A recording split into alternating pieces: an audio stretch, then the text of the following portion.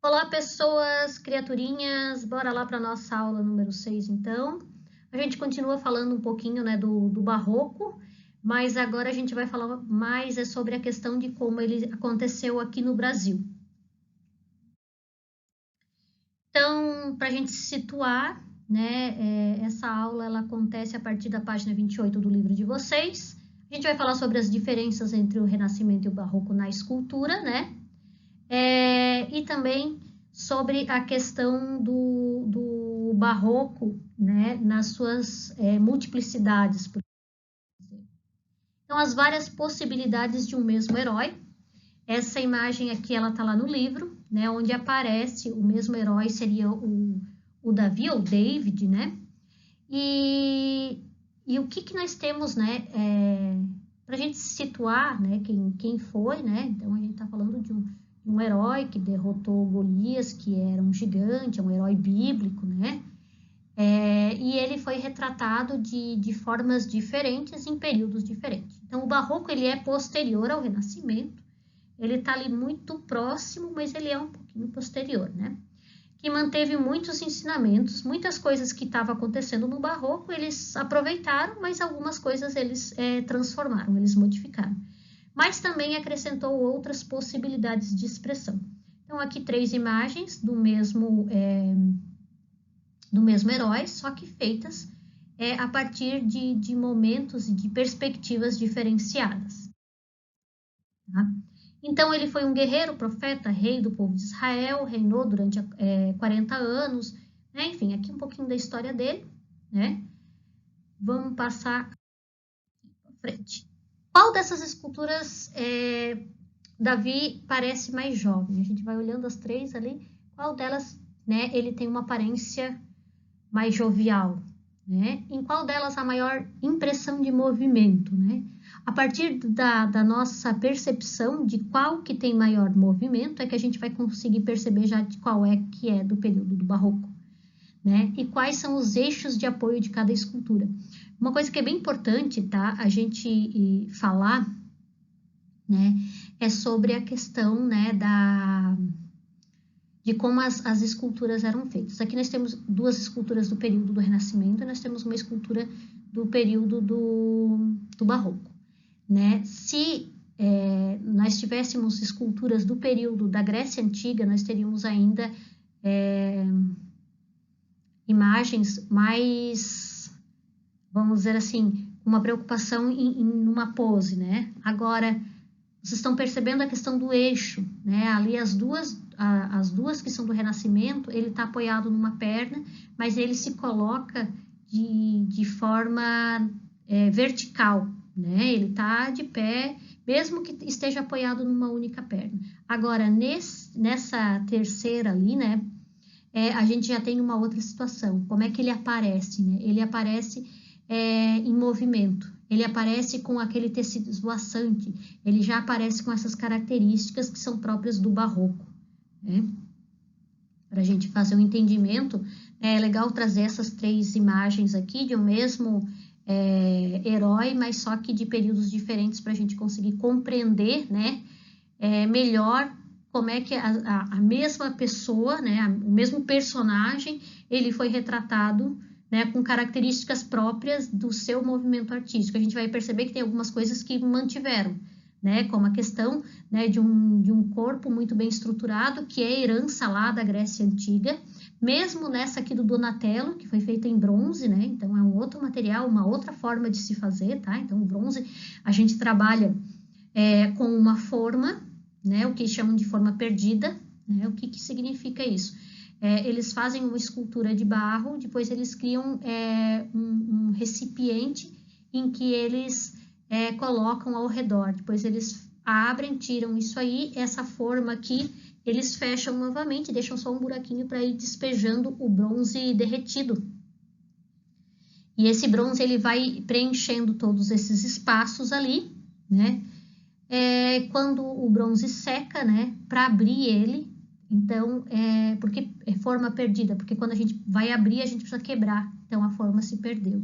A gente só tem a possibilidade de se produzir uma única escultura a partir dessa forma ali, né? Principalmente pela quantidade de detalhes, né? E essas outras duas, elas são feitas, então, de mármore.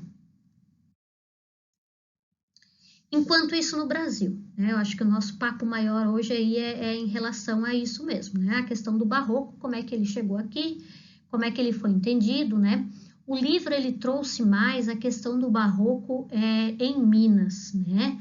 Mas eu coloquei aqui, eu anexei para vocês a questão, né, do barroco, como ele se deu também, né, na cidade de Salvador. Lembrando que Salvador era a capital, né? Então, muita coisa acontecia lá, né? E as igrejas barrocas também tiveram muita força lá. A gente teve muitas expressões artísticas do barroco lá em Salvador, tá? Então, ele foi introduzido no Brasil no século XVII pelos missionários jesuítas. Lembrando que os missionários jesuítas vieram fazer aqui no Brasil, eles vieram buscar fiéis, desculpa, porque a partir do Renascimento, o que tinha acontecido, né? Existiu a perda, né, de fiéis da Igreja Católica, porque teve essa questão, né, da Igreja, dessa dissolução ali, e aonde a gente teve a criação, né, de várias igrejas protestantes, né? Então eles olhavam para o Brasil como um local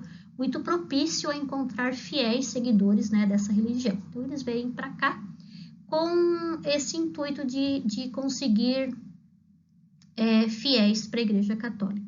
Outra coisa interessante, né, dessa relação ali, né, então, que a arte barroca nesse período, ela serviu, né, de instrumento de doutrinação. O que isso significa?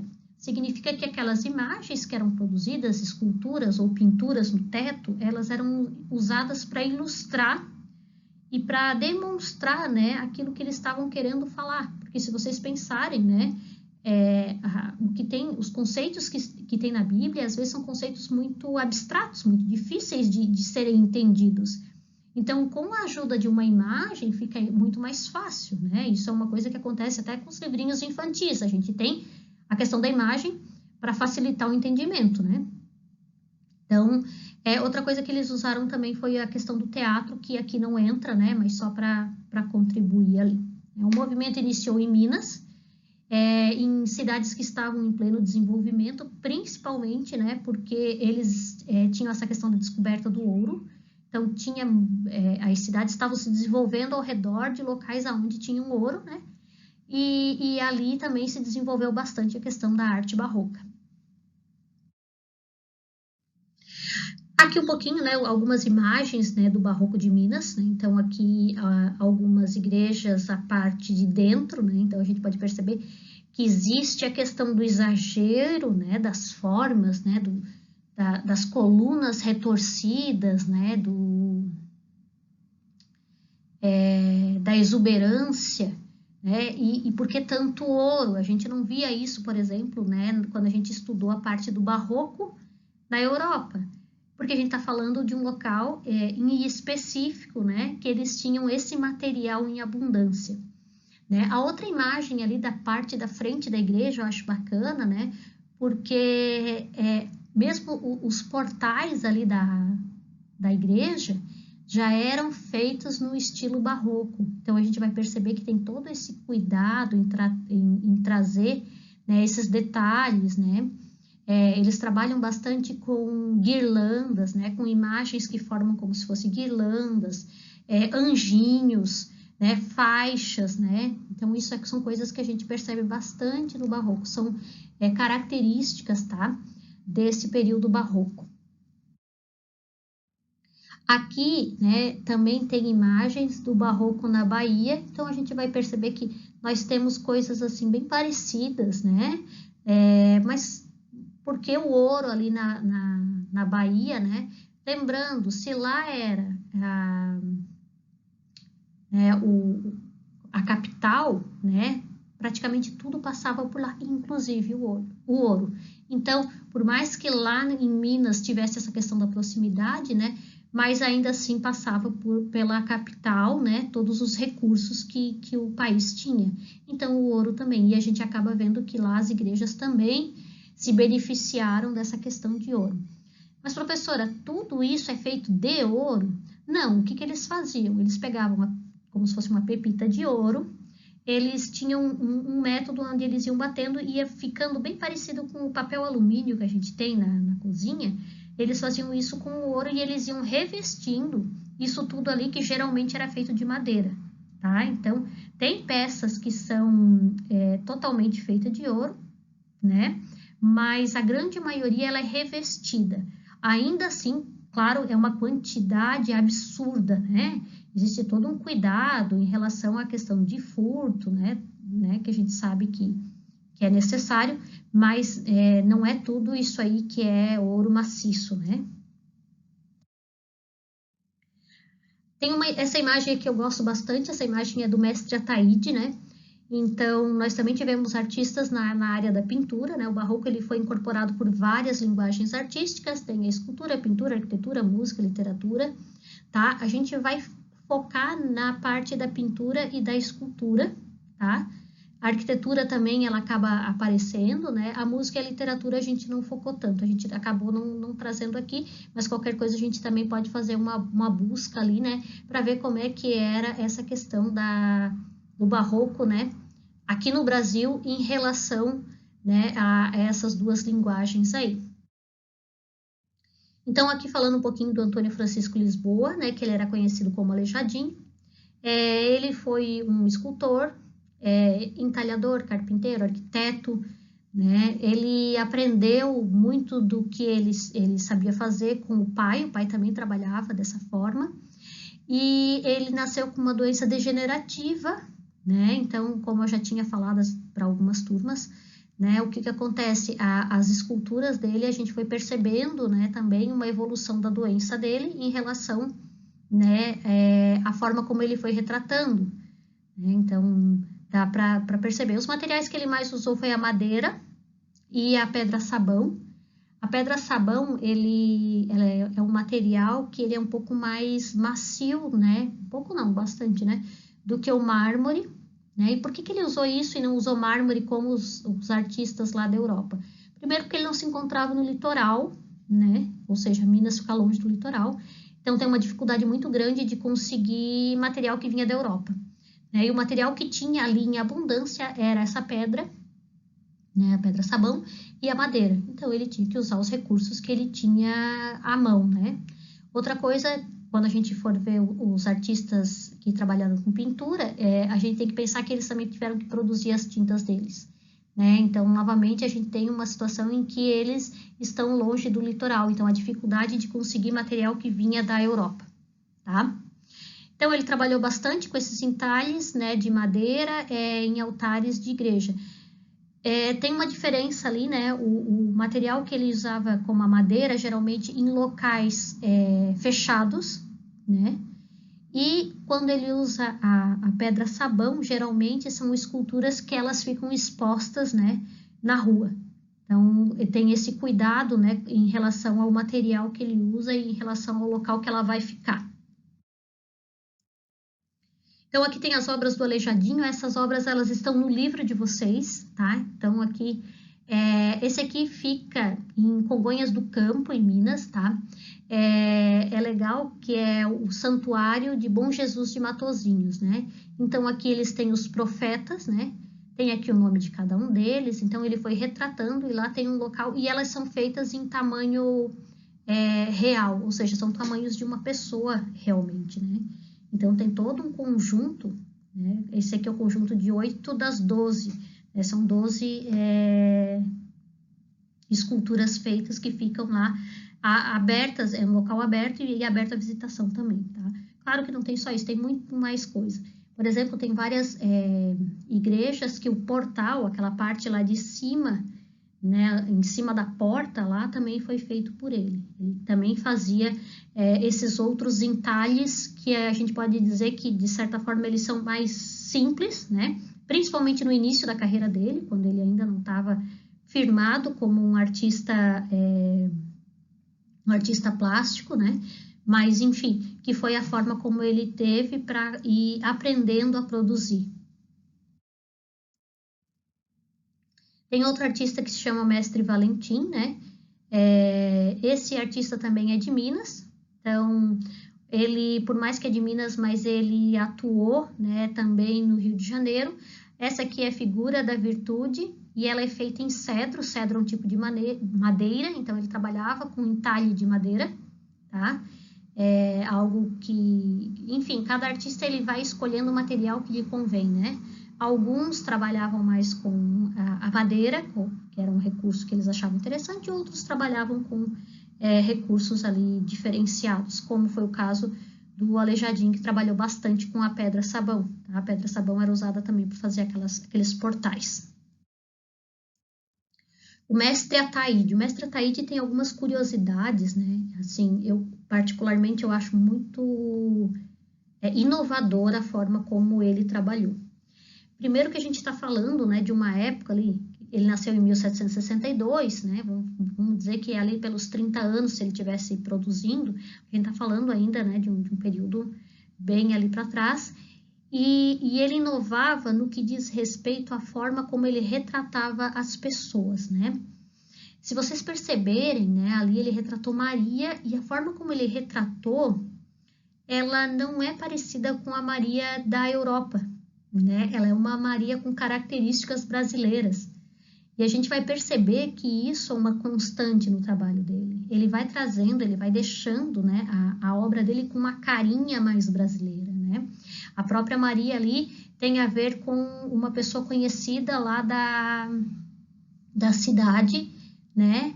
E que ele usou como modelo. Então, assim, uma Maria que era morena, né? Que tinha mais a ver, né, com os traços, né, da mestiçagem que tinha aqui no Brasil. Ele trabalhou bastante fazendo essa questão da pintura em painéis, de forro de igreja. Como é que ele fazia essas pinturas? Né? Eles faziam andaimes, né, estruturas altas, em que ele trabalhava geralmente deitado, pintando ali. Então, ele passava horas do dia ali deitado, pintando tetos de igreja, né? Alguns tetos a gente pode perceber que são tetos assim, feitos de madeira mesmo, então ele trabalhava com os materiais que tinham disponíveis. Então aqui aquela imagem lá da Maria, então aqui a obra em si, né, inteira, que eu acho que é legal a gente trazer, né? A forma como ele trabalha. Nessa época, eles gostavam de trabalhar a questão de retratar, né, o teto da igreja como se fosse uma continuação do céu, como se aquilo ali fosse um céu cheio de anjos e de seres ali, né? Era algo bem comum de acontecer no período do Barroco, né? Então, aqui no Brasil também aconteceu. Lembrando que, novamente, ele vai usar características próprias do nosso povo, tá? Aqui eu trouxe outra imagem que eu acho que é legal, né? Então, a gente vê que a cor como ele pinta já não é mais aquela aparência branquinha daquele somente, né, daquele anjinho loirinho, crespinho, né, dentro daqueles padrões. Ele vai trazendo outros padrões ali, né, que tem a ver com a população brasileira. Aqui, né, tem uma palavra, trompe-l'oeil, né, e ele tem a ver com essa questão da produção desse teto, né, que dá a impressão de que ele está continuando, né? Então, eles pintavam assim, e muitas vezes eles usavam a própria estrutura, né, as colunas, e eles iam colocando como se aquilo lá continuasse, né, como se aquilo não tivesse fechado, aquilo fosse algo aberto, que continuava com todas essas figuras, né, povoando essa imagem, né. Então, esse aqui era o efeito, né, que dava, né, é o nome para esse efeito. Então, para fazer essa pintura, como eu falei, muitas vezes eles ficavam por horas e horas e horas ali deitado pintando esse teto, né, e eles faziam todo um projeto, pensavam nessa igreja, sempre aliando a questão da arquitetura, né, e das esculturas que já tinham na igreja para deixar ela mais harmoniosa, tá? A atividade de vocês eu acho que é bem bacana, né? Para vocês fazerem um projeto de pintura. Eu não quero que ninguém saia pintando ali, né? O teto do quarto, ou de sala, ou qualquer coisa desse tipo. Mas aí vocês vão, no espaço ali do livro, ou numa outra folha, vocês vão fazer um projeto de como vocês pintariam o teto, ou da sala, ou do quarto de vocês, ou de qualquer um outro ambiente ali fechado. Como é que vocês poderiam fazer? Pensem nos recursos diferenciados que vocês poderiam usar. Pensem, por exemplo, né, de um teto feito grafitado, quem sabe, né? Quais seriam as imagens que teria nesse teto? Como é que vocês fariam esse teto ali para ele ficar legal? Então, vocês vão fazer esse projeto ali, usem o material que vocês têm disponível, lápis de cor, canetinha, giz de cera, aquilo que vocês tiverem em casa, tá? Até porque esse é um projeto, uma ideia do que vocês fariam, né, se pudessem pintar o teto de um ambiente lá da casa de vocês. E é isso então, gente, né? Fiquem bem, um beijão para vocês e a gente vai se vendo ali nas aulas online. Beijo!